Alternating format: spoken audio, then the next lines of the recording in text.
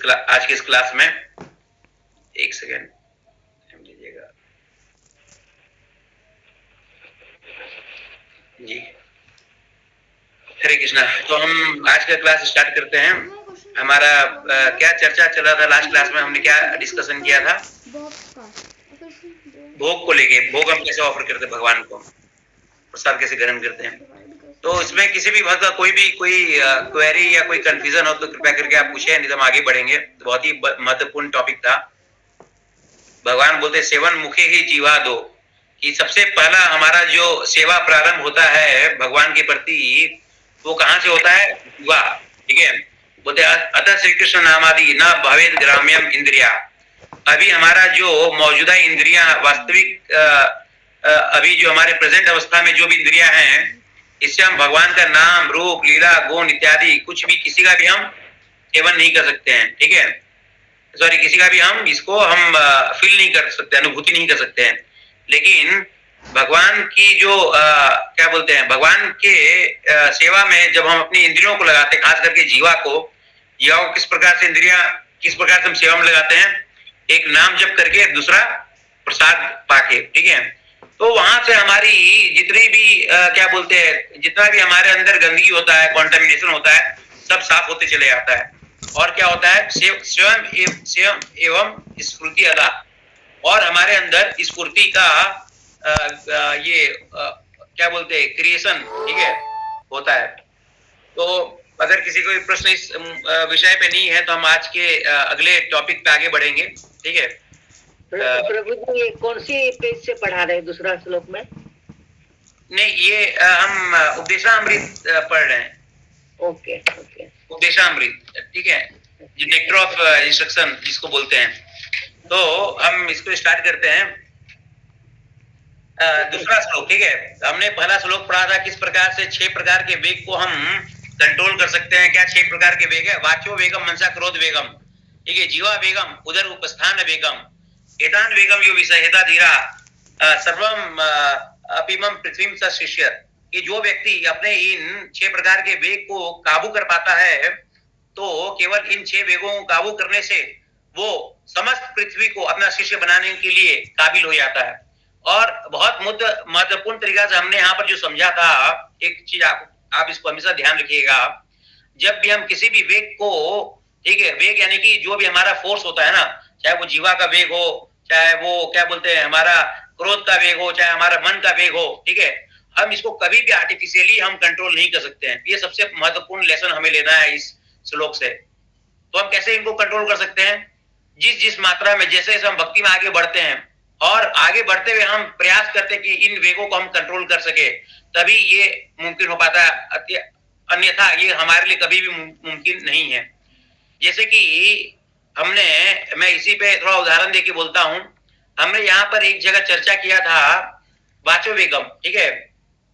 तो यहाँ पर भागवतम में चर्चा आता है, ठीक है, जो रघुगुना होते हैं, राजा रघुगुना, वो बोलते हैं, जब उनका भरत महाराज से जब चर्चा हो रहा होता है, तो वो बोलते हैं, भरत महाराज बोलते हैं रघुगुना को कि किसी भी व्यक्ति को चाहिए कि हमेशा कि भगवान के बारे में ही चर्चा करे, भक्तों के संग में रह के।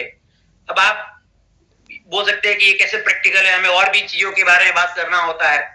तो देखिए, 2 तरीके से हम भगवान के बारे में बात कर सकते हैं। या तो हम भगवान की कथा, भगवान की लीला के बारे में बात करें, या हम उन कार्यों के बारे में बात करें, ठीक है, जिससे कि आप या आपके परिवारजन या और भी लोग और ज्यादा अधिक से अधिक कृष्ण भावना भावित हो सकते हैं। ठीक है। उस प्रकार की चर्चा हमें हमेशा करने की प्रयास करनी चाहिए। तो आप बोलेंगे कि हम जो ऑफिस में, दफ्तर में कहीं पर बात करते हैं, उसका क्या? तो वहां पर भी यदि हम इस मानसिकता से हम चर्चा कर रहे होते हैं अपने कलीग के साथ कि ये जो कार्य है ये मैं भगवान के लिए कर रहा हूँ, ठीक है, तो वो कार्य भी, वो चर्चा भी पूर्ण रूप से कृष्ण भावना भावित ही है, उससे अलग नहीं है। ठीक है। प्रहलाद महाराज बोलते हैं भागवतम के 7वें स्कंद में कि किसी भी व्यक्ति को चाहिए, ठीक है, यदि वो परम सत्य को समझने की इच्छा रखता है, तो उसे चाहिए कि वो अपना अभिषेक करे। अभिषेक करे मतलब क्या? जाके स्नान करे? नहीं, अभिषेक करे। कैसे अभिषेक करे? बोलते हैं कि वो शुद्ध भक्तों के चरण कमल के धूल से अपना अभिषेक करे, यानी कि उनके संग में रहे, उनका सेवा करे हमेशा।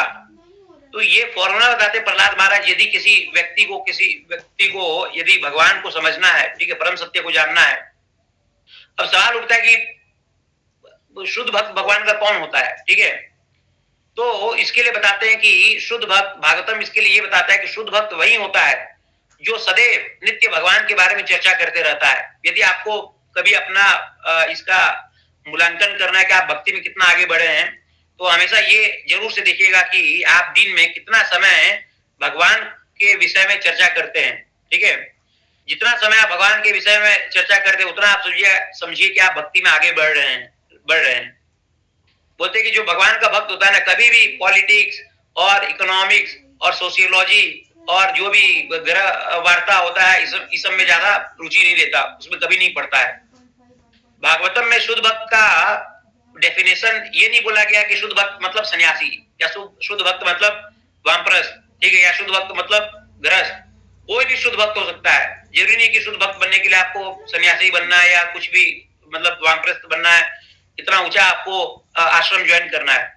आप जिस आश्रम में, चाहे फिर आप गृहस्थ आश्रम में हो, चाहे वामप्रस्थ आश्रम में हो, चाहे आप ब्रह्मचारी आश्रम में हो, निश्चित रूप से आप शुद्ध भक्त कहला सकते हैं। यदि 24 घंटा आप कृष्ण कॉन्शियस है, यदि आपका मुंह खुलता है तो कृष्ण के बारे में बात करते हैं, ठीक है, डायरेक्टली या इनडायरेक्टली। यदि आप सुनते हैं और या फिर सुनने का रुचि रखते हैं, तो केवल भगवान के ही विषय में सुनने का आपका के अंदर लालसा रहती है, ललक रहती है, तब आप शुद्ध भक्त माने जाते हैं, ठीक है। तो इस प्रकार से हमने देखा था किस प्रकार से पहले श्लोक में अलग अलग प्रकार के वेग को काबू करने के बारे में बताया गया था, और हमने भागवतम का एक श्लोक, बहुत महत्वपूर्ण श्लोक लेके कोट किया था, जहां पर बताते हैं कि एक्चुअल में हम ये जो भी वेग है, ये इन सभी वेगों को भगवान की कृपा से ही कंट्रोल कर सकते हैं, ठीक है। हमारे बस की बात नहीं है, यह माया से भीड़ के विजय होकर अपने इन वेगों को कंट्रोल करे। जैसे जैसे हमारा शरणागत भगवान की तरफ बढ़ते जाता है, वैसे वैसे हम इन वेग को कंट्रोल करने में सक्षम होते जाते हैं। शरणागत बढ़ने का अर्थ क्या है? तो शरणागत के लिए डेफिनेशन देते हुए बताते हैं अनुकूलस्य संकल्प और प्रतिकूलस्य वर्जनम। जो भी भक्ति के लिए अनुकूल है उसको हम ग्रहण करें, और जो भी प्रतिकूल है उसको हम छोड़े, ठीक है। ये हमारा पहला सीढ़ी है भगवान के प्रति शरणागत होने का। और जब कोई व्यक्ति भगवान के प्रति शरणागत होता है, तो अपने आप उसके अंदर के जितने भी काम, क्रोध, लोभ, मोह, मद, मत्सर्य, जितने भी अवगुण, जितने भी पाप, जितने भी कलमश होते हैं, सब धुलते चले जाते हैं, इनका धुनाती होती चले जाता है, और फिर वो भगवान के नजदीक आता है। क्योंकि भगवत गीता में भगवान बताते हैं कि जब किसी व्यक्ति का पाप पूर्ण रूप से नाश हो जाता है, ठीक है, और वो ब्रह्मभूत स्थिति में पहुंचता है, यानी कि उसको किसी भी चीज में कोई भी घटना होने से ना दुख होता है, ना उसको पछतावा होता है, इत्यादि इत्यादि, ठीक है। जब व्यक्ति पूर्ण रूप से प्योरीफाई होता है और ब्रह्मभूत की स्थिति में पहुंचता है, तब जाके वहां पर उसका भक्ति एक्चुअल में स्टार्ट होता है, ठीक है। मद भक्ति लभते पराम।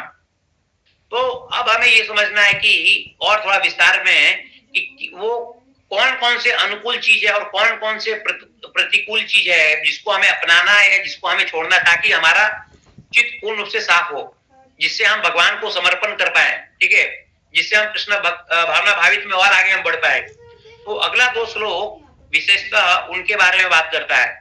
दूसरा श्लोक बात करता है कि हमें भक्ति के लिए क्या जरूरत है, क्या चाहिए, और दूसरा श्लोक बात करता है कि हमें भक्ति के लिए क्या नहीं चाहिए, क्या प्रतिकूल होता है, और तीसरा श्लोक बोलता है कि हमें भक्ति के लिए क्या इंपॉर्टेंट होता है, अनुकूल होता है। और ये इतने महत्वपूर्ण श्लोक सब है, इसको आप चाहे तो आप कंठस्थ भी कर सकते हैं, आपको हर समय ये काम देगा, ठीक है।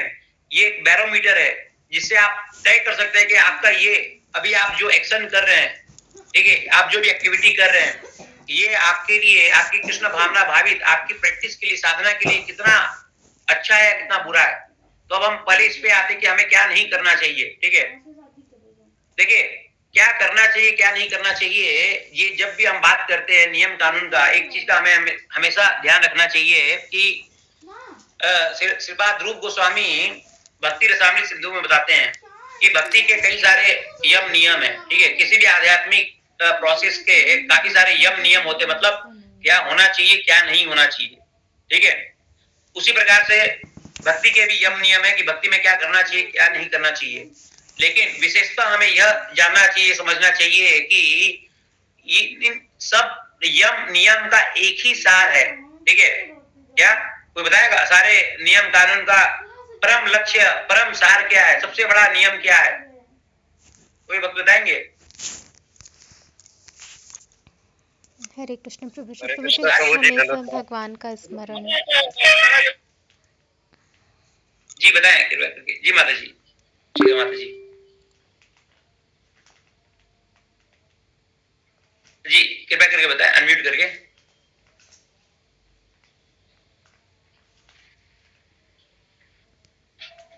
हाँ माता जी आवाज नहीं आ रही, अनम्यूट करें। जो भी भक्त बताना चाह रहे हैं अनम्यूट करके बताएं कृपया करके।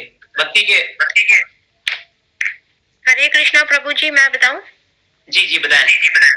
प्रभु जी, इन सब का एक ही मोटिव और मकसद है कि हम हर टाइम कृष्ण भावनामृत में रह सकें, ताकि मृत्यु के समय हमें कृष्ण का स्मरण आ जाए। बहुत सुंदर।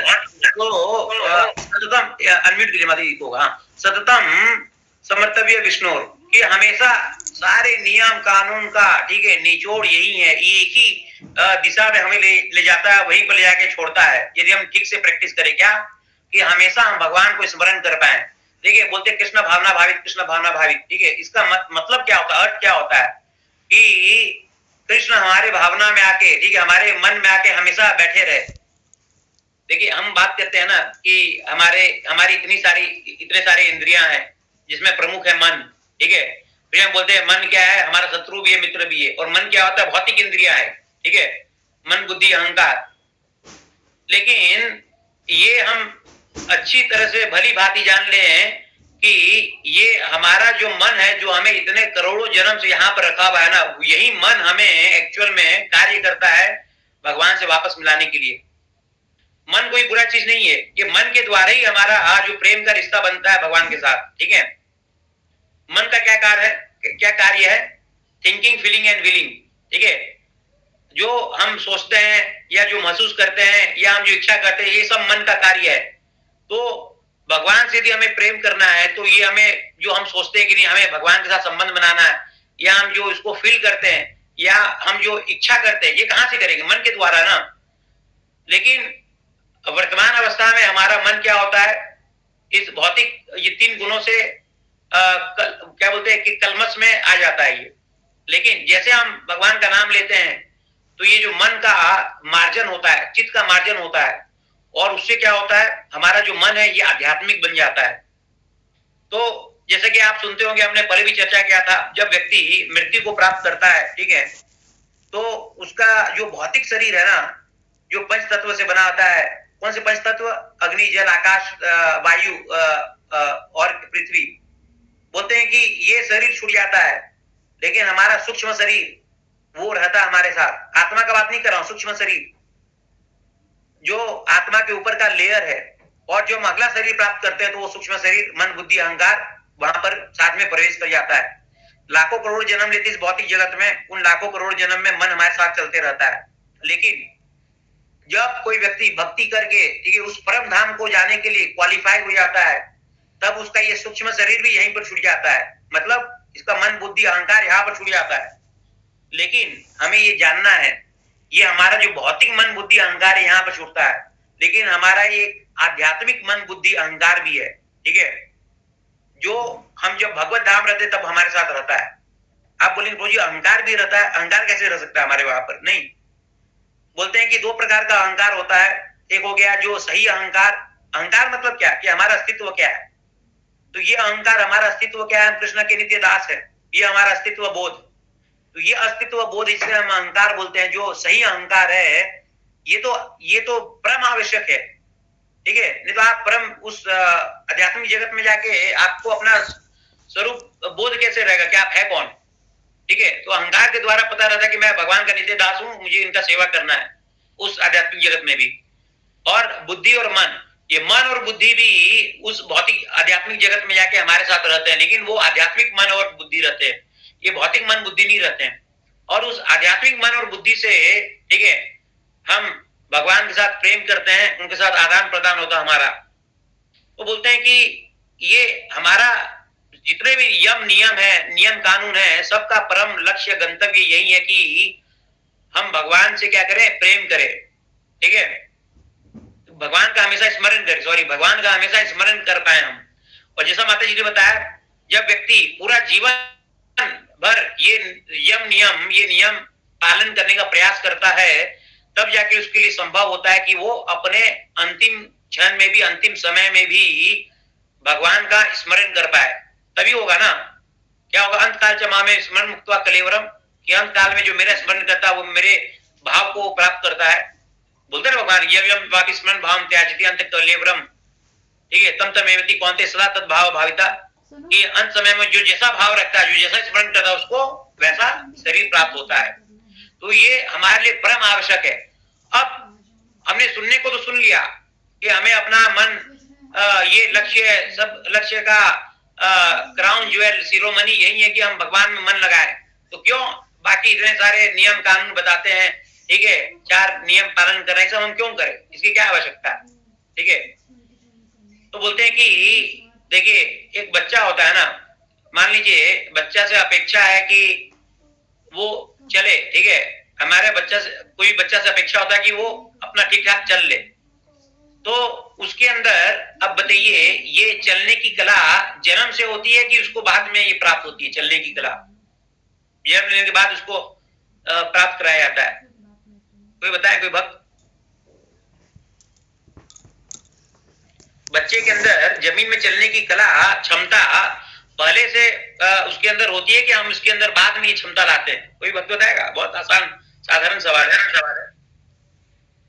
प्रभु जी, पहले से होती है, मगर हम उसको सिखाते हैं, हम उसकी ट्रेनिंग करते हैं, उसको शिक्षा देते हैं। तो उसके अंदर तो कोई आप बोलेंगे कि नहीं, उसके अंदर तो जन्म से कहाँ होता है, वो तो जन्म शिशु अवस्था में लेटा रहता दिन भर, घुड़लिया भी थोड़ा समय बाद सीखता है जैसे तैसे करके। लेकिन समझिए, उसके अंदर अगर हम बोले कि जन्म से नहीं होता, उसको सिखाने से वो चल पाता है।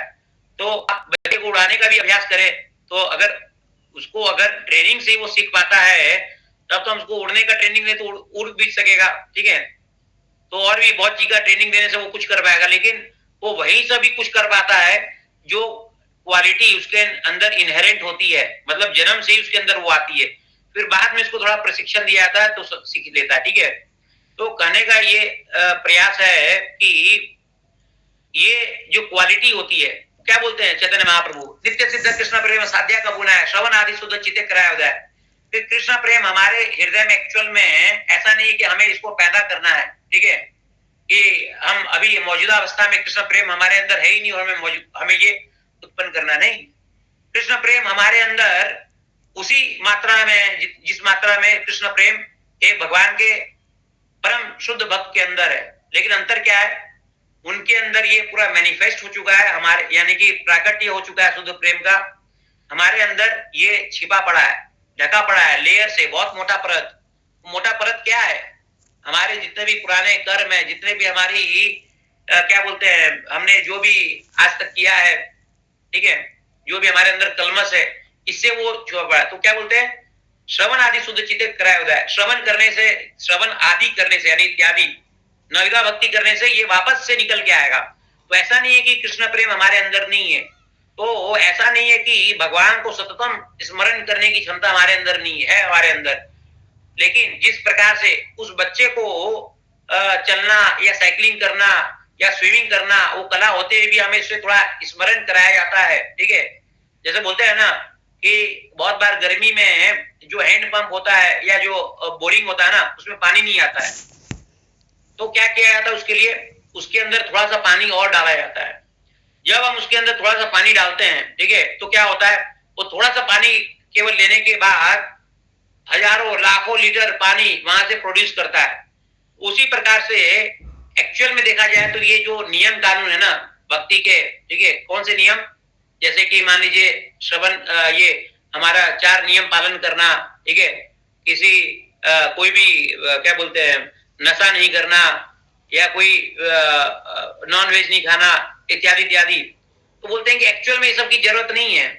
कृष्ण प्रेम तो उसके अंदर सदा है। जब कृष्ण प्रेम है तो उसका मतलब जीव दया भी है। ठीक है, तो जीवों के प्रति हिंसा करेगा नहीं। लेकिन चूंकि वो ढक चुका है, क्योंकि मोटर आपका बोरिंग जो है पानी जिससे निकालता है बोरवेल, बहुत समय से आप उसको इस्तेमाल में नहीं ले रहे हैं, आप प्रेम भगवान से करना आप छोड़ रखे हैं बहुत समय से, तो इसीलिए थोड़ा सा उसके अंदर इनपुट दिया जाता है, ट्रेनिंग दिया जाता है, ताकि फिर वो वापस से वो निकल के आए। ठीक है, तो इसीलिए बोलते हैं कि ये जो 6 नियम, ठीक है, हम पढ़ेंगे, ठीक है, जो 6 क्या चीजें हमें करनी चाहिए या 6 चीजें हमें नहीं करनी चाहिए, ये इसलिए हमें सुनने की समझने की आवश्यकता है, क्योंकि अभी हम भगवान के साथ स्पॉन्टेनियस लव होता है ना, रागानुगा भक्ति, ठीक है, उसमें अभी हम नहीं है। अभी हम किस में है? अभी हम साधना भक्ति में, मतलब अभी हमें एक नियम के दायरे में रहते हुए भगवान के साथ साधना करना है। और जब हम ये साधना करते करते करते करते परिपक्व होंगे, तब वो नेचुरल हो जाएगा हमारे लिए। ठीक है, हमें उसके लिए अलग से प्रयास नहीं करना पड़ेगा। जैसे बोलते हैं ना, मान लीजिए रसगुल्ला कैसे खाना है, ठीक है, कैसे उसका आस्वादन करना है, क्या हमें कभी किसी बच्चे को समझाने की जरूरत है? कितना ही छोटा बच्चा है, नहीं, उसे पता अच्छा से, वो उसको ये कला आराम से आता है। ठीक है, उसके लिए से जरूरत नहीं है। उसी प्रकार से ये जितनी भी चीजें जो होती है कि जो एक भक्त को किस प्रकार से, ठीक है, कंडक्ट करना चाहिए अपने आप को, जब उसके अंदर भक्ति का स्फूर्ति होता है तो उसको बताने की आवश्यकता नहीं होती, लेकिन केवल प्रारंभिक अवस्था में है, ताकि वो उसको पकड़ ले, हमें बताना होता है। तो आज हम ये समझने का प्रयास करेंगे कि वो 6 कौन सी चीजें। देखिए, हम एक एक श्लोक पे 3-3, 4-4 क्लास करते, 3-3, 4-4 हफ्ता करते। क्यों? क्योंकि इसमें इस पुस्तक में जो श्रील रूप गोस्वामी ने जो सिद्धांत दिया है, सभी भक्तों के लिए बहुत बहुत आवश्यक है कि इसको गंभीरता से और इसको पूरा डेडिकेशन के साथ समझे। ठीक है, नहीं तो हम पिछले क्लास में हम जो सुन रहे थे ना कि श्रील भक्ति सिद्धांत सरस्वती ठाकुर, ठीक है, उनके समय में, उनके पहले काफी सारे सहजिया थे जो भक्ति को बहुत सहज, बहुत चीपली, बहुत सस्ता लेते थे। ठीक है, कि केवल हम वो पुरुष साड़ी लपेट के या वैसे करके सोचते थे कि नहीं हम भी भक्ति कर रहे हैं, हम गोपी बन गए। ठीक है, नहीं, तो आचार्य द्वारा समझ में आता है कि भक्ति, ठीक है, ये भी एक विज्ञान है। और जब हम इस विज्ञान को अच्छा से समझते हैं आचार्यों के द्वारा, तब हम इसमें, तब संभावना होती है कि इसी जन्म में हम जीवन का परम लक्ष्य, पूर्ण सफलता प्राप्त कर पाए। ठीक है, तो इसीलिए हमें इसको सिस्टमेटिकली पढ़ना है इन पुस्तकों द्वारा। तो बोलते हैं कि अत्याहार प्रयासश्च प्रजल्प नियमाग्रह जन संगश्च लौल्यम स शब्धिर भक्ति विनिश्यति। क्या 6 चीजें हैं, हम पढ़ते हैं। बोलते हैं कि अत्याहार प्रयासश्च, अत्याहार मतलब कि जरूरत से ज्यादा चीज भोजन प्राप्त करना, या ज्यादा से जरूरत से ज्यादा संग्रह करना धन का। ठीक है, इसको बोला जाता है अत्याहार। अब हम वो 6 चीज पढ़ रहे हैं जो उस व्यक्ति के लिए बहुत अनुकूल नहीं है। ठीक है, उसको इस पे कंट्रोल लगाना चाहिए, जो वाकई में, ठीक है, भगवान का शुद्ध भक्त इसी जीवन काल में बनना चाहता है, जो इस 84 लाख योनि जो भ्रमण है उससे बाहर आना चाहता है। तो पहला क्या है? अत्याहार प्रयासश्च, कि जरूरत से ज्यादा मेहनत करना। ठीक है, आवश्यकता से अधिक मेहनत करना धन कमाने के लिए। सॉरी, अत्याहार मतलब जरूरत से ज्यादा आपको खाना, या जरूरत से ज्यादा आपको क्या करना, धन इकट्ठा करना। प्रयासश्च, प्रयास मतलब कि जरूरत से ज्यादा आपको, ठीक है, भौतिक चीजों के लिए प्रयास करना। आप लगे पड़े एकदम पूरा अपने जीवन को एक लक्ष्य, भौतिक लक्ष्य बना के पूरा उसी में निकाल दिया कि मुझे हासिल करना है।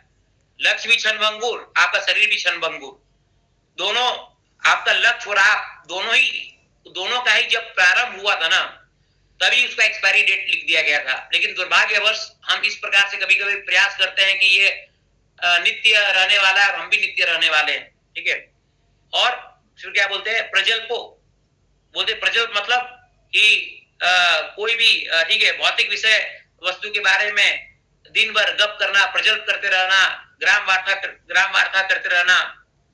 और नियमाग्रह, नियमाग्रह का 2 मतलब होता है। ठीक है, नियमाग्रह और नियमाग्रह। बोलते हैं कि जरूरत से ज्यादा नियम कानून का पालन करना, या नियम कानून का पालन एकदम भी नहीं करना, दोनों ही वर्जित है।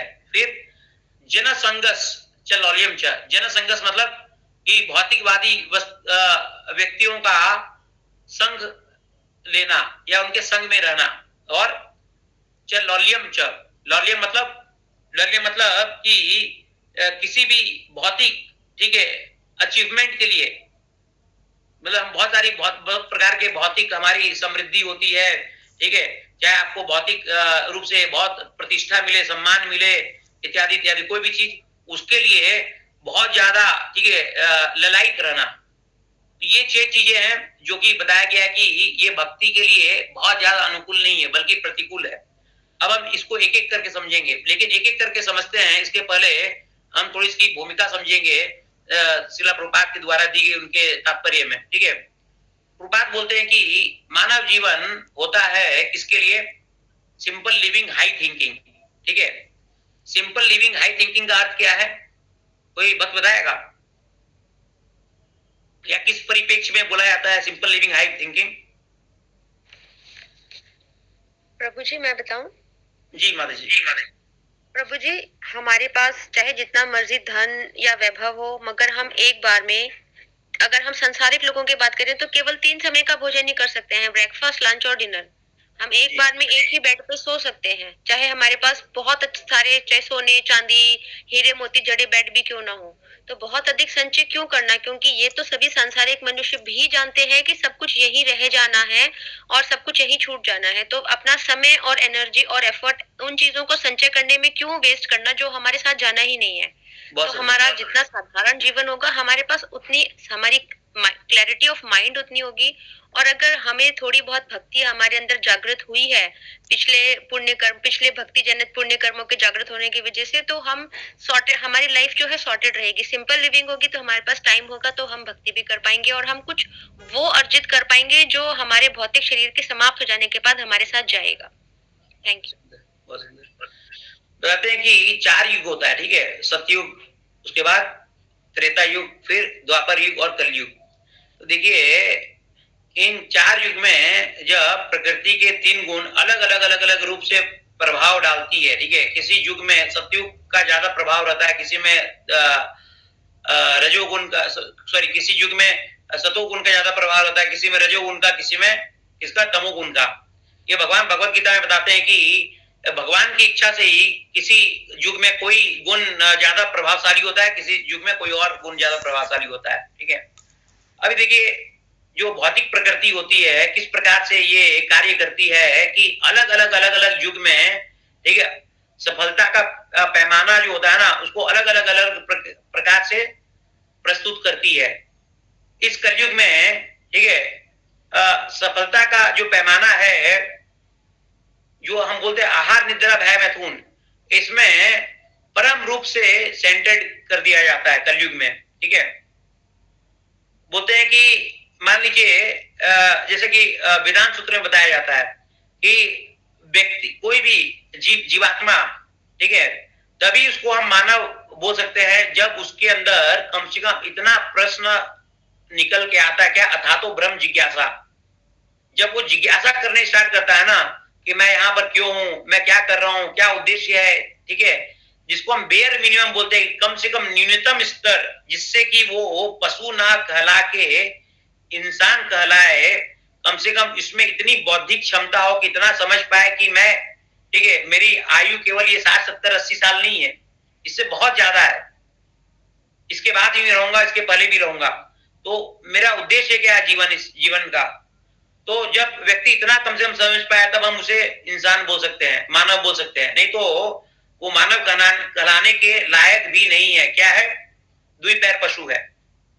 तो बोलते हैं कि सतयुग में माया का इस प्रकार से प्रभाव रहता है, ठीक है, कि ये सब चीजें पूरा फुल्ली आउट ऑफ सिलेबस हो जाता है, ठीक है। ये किसी भी जीवात्मा के चेतना पटल में दूर दूर तक ये नहीं आता है कि मैं इस टाइप का प्रश्न करूं। तो बोलते हैं कि अब इस पे आते हैं, बोलते हैं सिंपल लिविंग हाई थिंकिंग। तो वो जीवात्मा, ठीक है, क्योंकि इसे इतना ऊंचा योनि मिला है, 84 लाख में योनि में सबसे सर्वोच्च योनि मिला है, तो वो इसका महत्व समझते हुए, ठीक है, कोई भी चीज छोटा नहीं करता है, मतलब थिंकिंग बहुत हाई है उसका। अब चूंकि ये कलयुग है तो यहाँ पर हाई थिंकिंग का मतलब, इसका मतलब थोड़ा बदल जाता है। यहाँ पर हाई थिंकिंग का मतलब क्या है कि मैं कितना अधिक से अधिक कम समय में, ठीक है, 30 साल की अवस्था में ही मैं कैसे करोड़पति बन जाऊं, 40 साल की अवस्था में मेरी कैसे इतनी सारी प्रॉपर्टी आ जाए, ठीक है, 35 साल की अवस्था में मैं कैसे कंपनी का सीईओ बन जाऊं। तो ये जो सफलता का पैमाना है ये बदल जाता है, ठीक है। तो हो सकता है, इसे भगवत गीता में भगवान बताते हैं, क्या बोलते हैं, ठीक है, जो एक साधु के लिए दिन होता है वो भौतिकवादी व्यक्ति के लिए रात होता है, और जो साधु के लिए रात होता है उनके लिए दिन होता है। तो जो सफलता साधु बोलता है कि ये सफलता साधु ब्रह्म जिज्ञासा, उसको बाकी लोग क्या बोलते हैं, नहीं नहीं, अरे आपने तो अपना जीवन बर्बाद कर दिया, ठीक है। पूरा conviction के साथ उनको लगता है कि इस व्यक्ति ने अपना जीवन बर्बाद कर दिया, ठीक है। तो बोलते हैं कि ये जो इग्नोरेंस है ना, अज्ञानता, हरे कृष्णा म्यूट कर दीजिएगा, बोलते हैं कि ये अज्ञानता और कोई नहीं बल्कि जब सृष्टि का निर्माण होता है तो ब्रह्मा जी द्वारा ही, ठीक है, भगवान के इच्छा पर निर्माण किया जाता है। ये व्यक्ति पूर्ण रूप से भगवान को विस्मृत हो पाए और क्या जीवन का लक्ष्य है, क्या सफलता है, इत्यादि इत्यादि सभी चीजों से भ्रमित हो जाए, ठीक है। भगवत गीता में बताते हैं कि व्यक्ति भ्रमित कैसे होता है, उसका पूरा का पूरा क्रोनोलॉजी बताते हैं। जब वो ठीक है विषय वस्तु के संग में आता है तब उसके आसक्ति होता है, आसक्ति से उसका फिर उसके अंदर काम भावना आता है, और फिर क्रोध आता है, क्रोध के बाद उसका क्या बोलते हैं मेमोरी भंग होता है, फिर इंटेलिजेंस गिर जाता है, ठीक है। वो बीच में बताते कि वो व्यक्ति मोहित होता है। तो बोलते हैं कि जैसे ये व्यक्ति निरंतर माया के संपर्क में रहता है, तो इस निरंतर माया के संपर्क के कारण क्या होती है, उसके अंदर अज्ञानता होती है, भूल जाता है कि मेरा लक्ष्य क्या था, जीवन का लक्ष्य, ठीक है। फिर उसको लगता है कि परम सिद्धि इसी में है, क्या परम सिद्धि इस चीज में है, वो हासिल करने में जो कभी हासिल हो ही नहीं सकता है, ठीक है। इसीलिए हम देखेंगे भिखारी से लेकर एलन मस्क तक कोई भी सेटिस्फाई नहीं है, ठीक है। फिर भी वो व्यक्ति क्या चाहता है कि क्या सोचता है, क्या मानता है कि मैं कुछ ना कुछ तो ऐसा करूंगा कि मैं इस दुनिया में सेटिस्फाई हो जाऊंगा।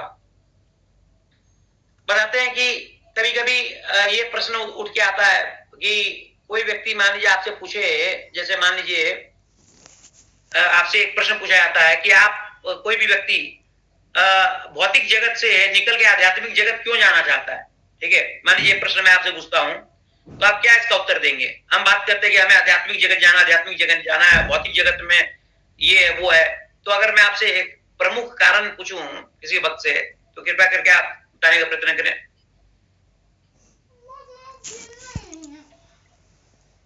हम क्यों इस भौतिक जगत में हम रहना नहीं चाहते हैं, हम क्यों इससे बाहर जाना चाहते हैं।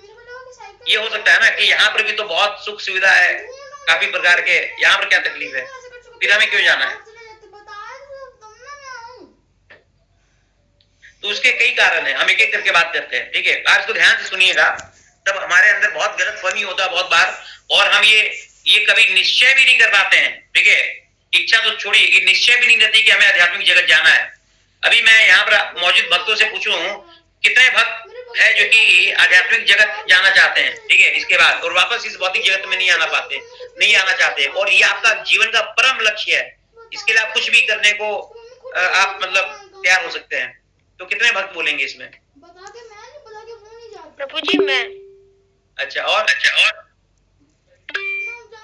कम से कम है। प्रभु जी मैं भी बस बहुत सुंदर। प्रभु जी मैं भी। हरे कृष्ण प्रभु जी वैकुंठ जाना चाहते हैं, वैकुंठ।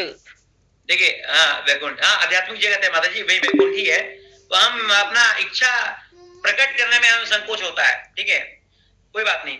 तो बोलते हैं कि बहुत लोगों के अंदर ये प्रश्न उठ के आता है कभी कभी कि आध्यात्मिक जगत में इतना फैसिलिटी है तो हम क्यों जाएं। तो देखिए मान लीजिए एग्जांपल लेते हैं, मान लीजिए आप कभी आप जाते हैं कोई व्यक्ति से जेल मिलने के लिए, कोई कैदी से, ठीक है, और वहां पर जाते हैं तो आप उससे पूछते हैं कि सब कुछ ठीक ठाक, बोलते हाँ सब कुछ ठीक ठाक है, ठीक है।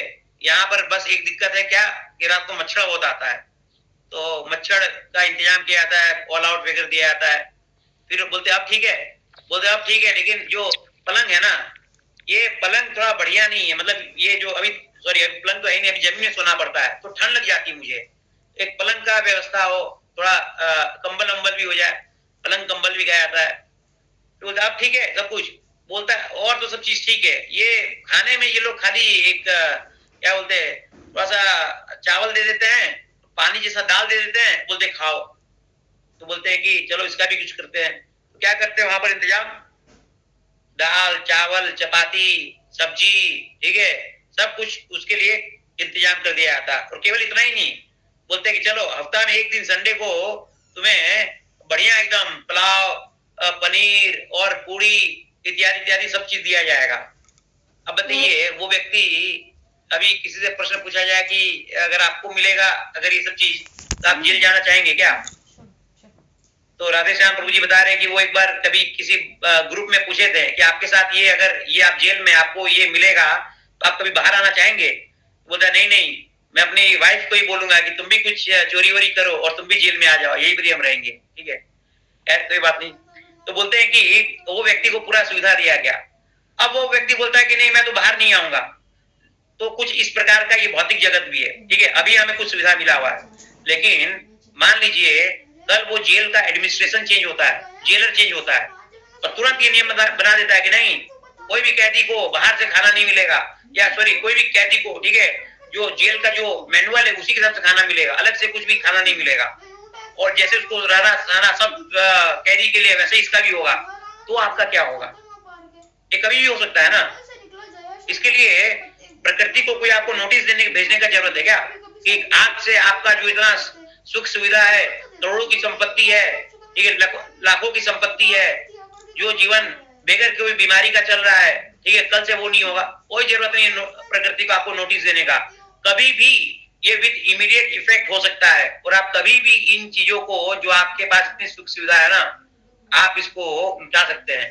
लेकिन ये ब्रह्मा जी द्वारा बनाया गया इतना अच्छा चीज है जिसको बोलते हैं इग्नोरेंस, अज्ञानता, कि जब तक व्यक्ति उसमें रहता है, भले आसपास में देख रहा है इतना लोगों के साथ रातों रात परिवर्तन हो गया, वो कभी ये मान के नहीं चलता कि मेरे साथ भी हो सकता है, ठीक है। तो बोलते हैं एक ये हो गया। दूसरा बोलते हैं कि जेल में व्यक्ति एक कारण ये भी है वहां पर क्यों नहीं रहना चाहता, क्योंकि वहां पर, ठीक है, उसके साथ बाकी जो कैदी रहते हैं ना उनका व्यवहार अच्छा नहीं रहता है, ठीक है, वो बहुत तरफ रहते हैं या कभी आपको हानि पहुंचा सकते हैं। उसी तरह से इस भौतिक जगत में हम जो लोगों के बीच में हम रहते हैं तो हमें देखने को मिलता है कि लोग बहुत ज्यादा असहनशील, ठीक है, या बहुत ज्यादा अनप्रिडिक्टेबल या बहुत ज्यादा विपरीत मानसिकता के रहते हैं, हमें दिखाई देता है, ठीक है। इस संदर्भ में श्रीला भक्ति सिद्धांत सरस्वती ठाकुर बोलते थे कि this world is not a gentleman's place to live, ठीक है, कोई भी कुशल व्यक्ति के लिए ये रहने लायक जगह नहीं है भौतिक जगत, ठीक है। तो हमें देखने को मिलता है कितने प्रकार के लोगों से हमें कभी बहुत ज्यादा असुविधा, ठीक है, या पेन या कुछ महसूस होता है बगैर हमारी गलती के। तो जिस प्रकार से जेल में हमें एक बहुत बड़ा खतरा रहता है कि और लोग कैसे हैं, तो उसी प्रकार से इस भौतिक जगत में भी रहता है। तीसरा क्या बोलते हैं कि इस भौतिक जगत में हमें इंडिपेंडेंस, एक्चुअल में कोई भी इंडिपेंडेंस नहीं है। मान लीजिए आप उसी व्यक्ति का बात करें कि उसको जेल में सारी प्रकार की सुविधाएं थी, एक बार पुलाव भी मिलता, पनीर भी मिलता, कंबल भी मिलता, ऑल आउट भी मिलता, सब चीज मिलता। अब वो व्यक्ति को आप बोलेंगे जेल में रहने के लिए तो वो खुशी खुशी भले 2 महीना 4 महीना 6 महीना 1 साल रहेगा। उसके बाद आप महल में भी जेल को परिवर्तन कर देना, फिर भी व्यक्ति बोलेगा नहीं मुझे अब बहुत समय हो गया, अब मैं बाहर जाऊंगा, भले अपना झोपड़ा है उसी में जाके रहूंगा। उसी प्रकार से इस भौतिक जगत को एक जेल के समान बताया गया है, ठीक है, जहां पर व्यक्ति को तीनों गुणों द्वारा नियंत्रित करके एक्चुअल में उसके पास कोई आजादी नहीं रहती है। बोलते हैं इस भौतिक जगत में हमारे पास स्वतंत्र इच्छा रहती है, फ्री विल रहती है। बोलते हैं ना कि जीवात्मा के पास क्या है, केवल स्वतंत्र इच्छा। बहुत बार लोग ये सुन के भी थोड़ा कंफ्यूज हो जाते हैं, अरे इच्छा करना हमारे पास है, भगवान दिए हैं, तो हम स्वतंत्र कैसे नहीं है, ठीक है। लेकिन इसमें भी हमें समझना है कि हमारे पास भले हर पल ये स्वतंत्र इच्छा हो, ठीक है, जिसके कारण हमें वो कर्म भोगना पड़ता है, तो भले हमारे पास स्वतंत्र इच्छा हर पल है, लेकिन साथ ही साथ हर पल वो स्वतंत्र इच्छा का रिएक्शन भी हमारे पास है, ठीक है। हमने स्वतंत्र इच्छा की कि हम जाके बिल्डिंग से छलांग मारेंगे, तो उसका रिएक्शन भी इमीडिएट हमें मिलेगा, क्या कि उसका या तो सारा हड्डी जाएगा या फिर उसको और कोई दूसरा शरीर मिलेगा, ठीक है। फिर हमने स्वतंत्र इच्छा की कि सामने वाले को एक थप्पड़ हम लगा दिए तो उसका भी रिएक्शन मिलेगा हमें तुरंत। बस कभी ऐसा होता है कि उसका रिएक्शन या तो हमें तुरंत मिले, क्या हो सकता है वो रिएक्शन मिलने में हमें बहुत समय लगे। हमने सिगरेट पिया तो हो सकता है इसका रिएक्शन हमें 10, 20, 30 साल बाद हमें निकल के बीमारी, कैंसर इत्यादि कोई भी बीमारी व्यक्ति को।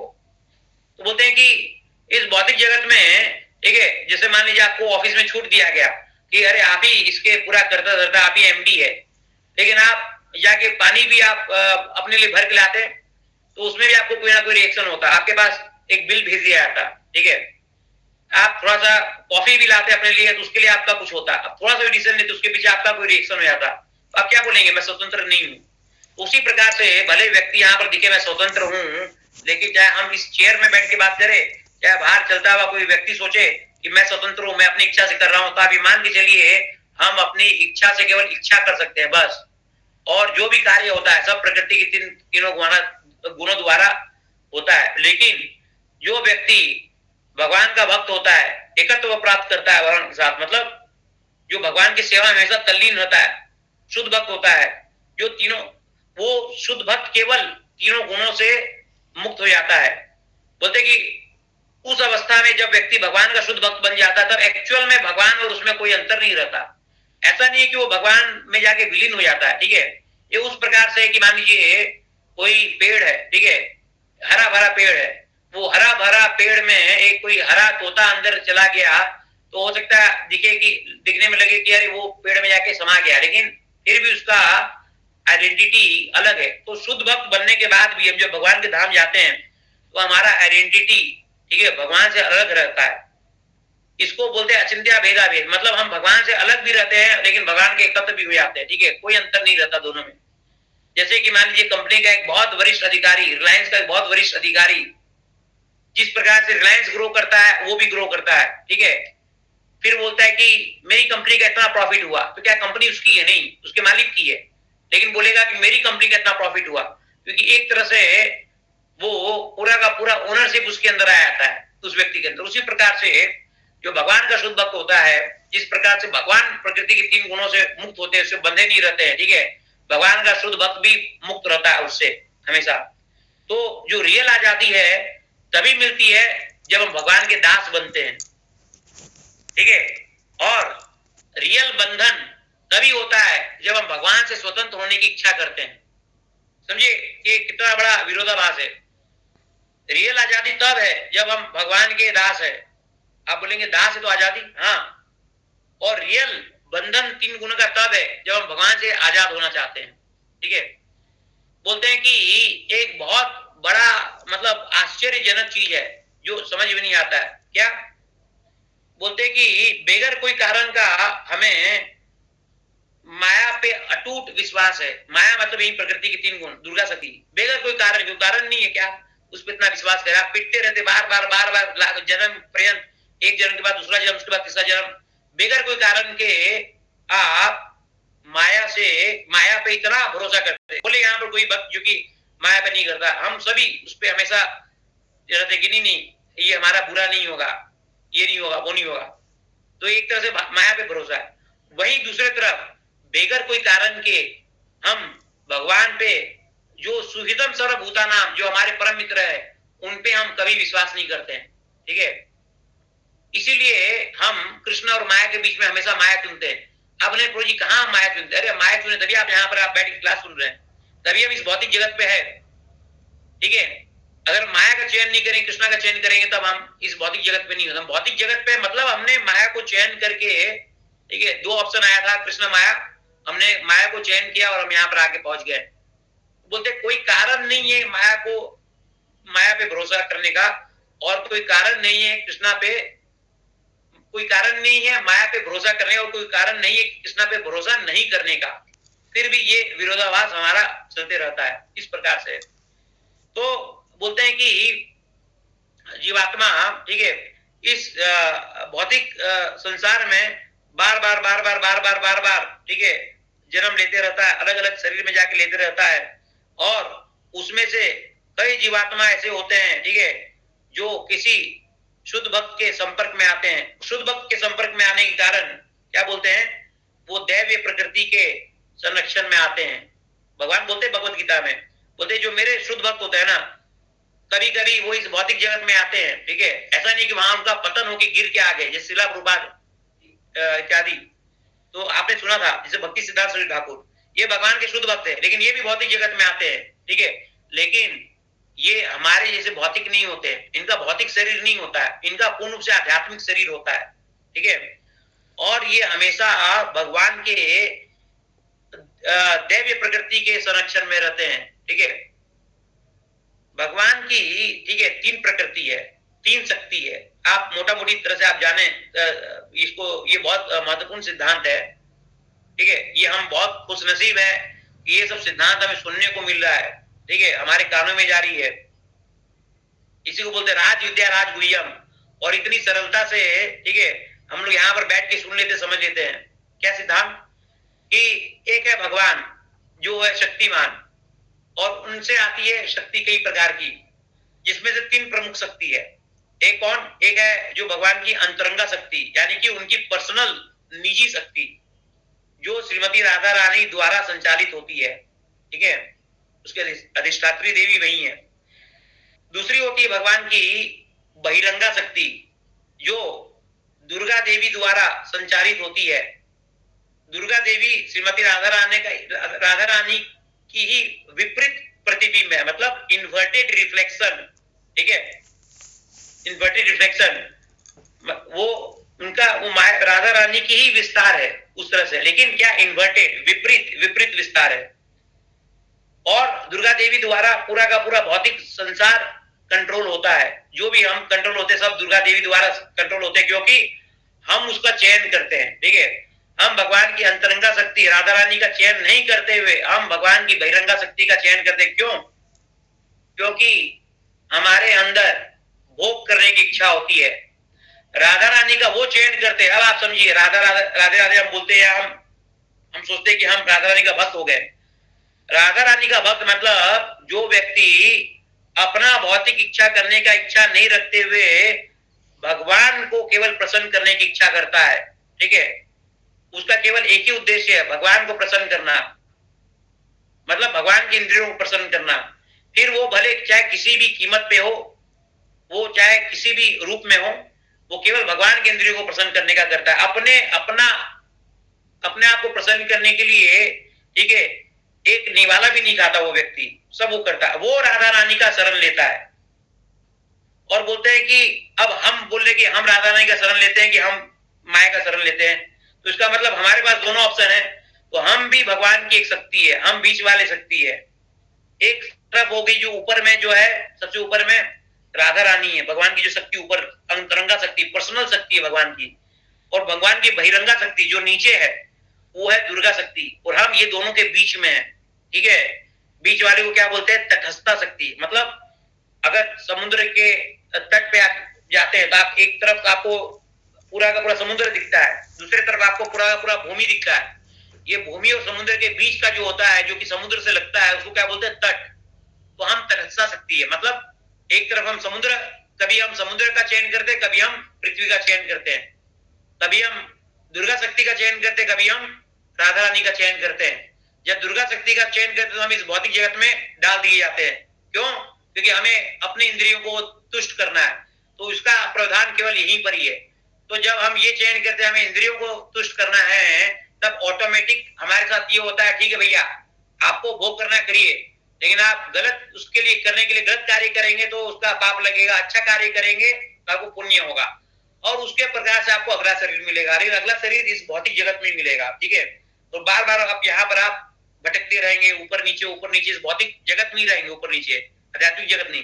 लेकिन जब जीव ये चयन करता है, ना मुझे अच्छा कार्य करना है, ना मुझे बुरा कार्य करना अपने इंद्रियों के लिए, ठीक है, मुझे केवल भगवान के लिए कार्य करना है, भगवान को संतुष्ट करना है, भगवान का प्रचार करना है, बुक डिस्ट्रीब्यूशन करना है, भगवान के सेवा में लगना है, क्योंकि यही इसी के लिए मैं बनाया गया हूं, ठीक है। तब वो राधा रानी का चयन करता और भगवान के धाम जाता, फिर वहां से उसको वापस यहाँ आने की जरूरत नहीं होती है, ठीक है। बोलते कि हम एक्चुअल में राधा रानी के ही वो विस्तार है जिसको बनाया गया है कि हम भगवान को संतुष्ट करें, ठीक है। राधा रानी के हम वो विस्तार नहीं जिसको बनाया गया कि हम राधा रानी को संतुष्ट करें। क्यों? क्योंकि राधा रानी भगवान की परम भक्त है। परम भक्त होने के कारण चाहती कि हमें हमेशा भगवान को प्रसन्न करे, ठीक है, क्योंकि भगवान शक्तिमान है और हम क्या है, राधा रानी क्या है, शक्ति है। तो शक्ति हमेशा शक्तिमान को सर्व करती है, ठीक है। तो बोलते हैं कि जब भक्त के अंदर ये विचार आता है, ठीक है, कि नहीं मुझे नित्य रूप से भगवान को ही सेवा प्रदान करना है, तो अपने वास्तविक स्वरूप में लौट जाता है, जहां पर उसको होना चाहिए, अपना घर लौट जाता है। इसलिए बोलते हैं आध्यात्मिक जगत क्या है, हमारा घर है, वही हमारा घर है। और जब वो भटक जाता है कि नहीं मुझे ये नहीं करना है, तब उसको बाहर निकाल दिया जाता है, यानी कि भौतिक संसार में भेज दिया जाता है। तो हम जो है ना, हम ये दोनों के बीच के हैं ना, हम पूर्ण रूप से स्पिरिचुअल है, ठीक है ना, हम मतलब वो हम स्पिरिचुअल है, हम इसको ऐसा समझे ना, भगवान की अंतरंगा शक्ति है ना, भगवान की बहिरंगा शक्ति है। हम भगवान के बीच वाली क्या है, तटस्थता शक्ति, जिसके पास हमेशा एक निर्णय दिया जाता है, ऑप्शन दिया जाता है, फ्री विल दिया, इच्छा दिया जाता है कि वो यहाँ या तो चूज करे ऊपर या फिर नीचे। इसीलिए हम बोलते हैं ना, हर बार बार बार लगातार क्या कि हमारे पास इच्छा शक्ति है, ठीक है, वो इच्छा शक्ति हमें ले जाती है। इच्छा शक्ति कहां से आती है? मन से। तो इसीलिए हमने जो क्लास के प्रारंभ में बोला था कि व्यक्ति के हृदय के मन में जो आता है ना, जैसे कि भगवान का स्मरण होगा हमेशा अंतिम समय भगवान, तो भगवान के धाम चला जाएगा। भौतिक जगत का स्मरण होगा तो भौतिक जगत में रहेगा। बीवी का स्मरण होगा तो अगला शरीर उसको महिला का मिलेगा, बीवी से आसक्त होगा। बच्चों से घर से आसक्त होगा तो अगला शरीर हो सकता है उसके बाद उसपे कुत्ता का या बिल्ली का, या हो सकता है उस घर में किसी सदस्य का वो शरीर मिल जाए, लेकिन बार बार लौटते रहेगा। जब तक मान लीजिए एक मशीन है, देखिए ये हम बोलते हैं ना, ये हाथ है मेरा, ये हाथ है, इसका ये पावर है कि मैं किसी को भी पीट सकता हूं, मार सकता हूं, इससे मैं करोड़ों का एग्रीमेंट साइन कर सकता हूं। ये हाथ का मेरा पावर है। ये हाथ कट गया मान लीजिए और जमीन में पड़ा हुआ है, हाथ में कोई पावर है? चींटी आके उसको पकड़ेगी, करेगी, खाएगी, ये करेगी, ठीक है। वही हाथ जिसके आसपास कोई नहीं भटक सकता, अब देखिए उसका क्या दुर्गति है। वैसे ही जीवात्मा जो भगवान बोलते हैं ना, मामे वंश जीव लोके जीवो भूत सनातनम, कि जितने भी जीवात्मा है सब मेरे अंश है, ठीक है, सनातन रूप से अंश है। ऐसा नहीं कि अभी अंश थे फिर 200 करोड़ साल बाद नहीं रहेंगे और उसके पहले थे और उसके बाद नहीं रहेंगे, नहीं, ये नित्य रूप से अंश है। तो हम भगवान के अंश है। सोचिए भगवान का शरीर, उसका क्या वैल्यू, और हम उस शरीर के अंश है तो हमारा क्या वैल्यू। लेकिन हम जब उनसे अलग होके इस अध्यात्म भौतिक जगत में आते हैं तब हमारा क्या वैल्यू रहता है। तो हमारा उसी प्रकार से वैल्यू रहता है जो कि हाथ शरीर से कट गया है। गाड़ी में चक्का लगा हुआ है और गाड़ी चल रही है तो चक्का का क्या कीर्ति, ठीक है, अरे ये चक्का के कारण ही इतनी बड़ी गाड़ी चल रही है। लेकिन वही चक्का जब गाड़ी से निकल जाता है तब उसका कोई वैल्यू है? कोई वैल्यू नहीं है, कहीं पर अपना साइड में कोना पड़ा रहता है। तो ये जो सिद्धांत है ना, जो आज हमने चर्चा की कि भगवान की 3 प्रकार की शक्ति है। एक राधा रानी जो अंतरंगा शक्ति है, अंतरंगा मतलब भगवान की पर्सनल शक्ति। भगवान अपने पर्सनल शक्ति द्वारा ही भक्तों के सामने अपने आप को मैनिफेस्ट करते हैं, उनका जो सच्चिदानंद है। दूसरा भगवान की बहिरंगा शक्ति जो दुर्गा शक्ति है, ठीक है, हालांकि वो भगवान की शक्ति है, ठीक है। और तीसरा हम है जो तटस्थता शक्ति है। तो बोलते हैं कि जो भगवान के शुद्ध भक्त रहते हैं वो भले ही इस भौतिक जगत में रहें, यहाँ पर लीला करने के लिए आते हैं, लेकिन वो हमेशा भगवान की अंतरंगा शक्ति द्वारा ही कंट्रोल में। इसे बोलते क्या बोलते हैं? दैवीम प्रकृतिम आश्रय महात्मनस तु मम पार्था दैवीम प्रकृतिम आश्रय। दैव एक प्रकृति जो है ना भगवान का, ठीक है, जो दैवी मतलब जो ट्रांसडेंटल प्रकृति, अंतरंगा प्रकृति, उनके संरक्षण में कौन रहते हैं? महात्मनस तु मम पार्था। तो इसके बाद चर्चा होगी कि भगवान के क्या बोलते, इसके बाद चर्चा होगी कि महात्मा कौन है, ठीक है, और दुरात्मा कौन है। तो ये सब हम चर्चा आगे अगले क्लास में करके हम आगे बढ़ेंगे। किसी भी भक्त का कोई भी प्रश्न है तो कृपया करके पूछे, नहीं तो हम आज यही पर थोड़ा रुकना चाहेंगे।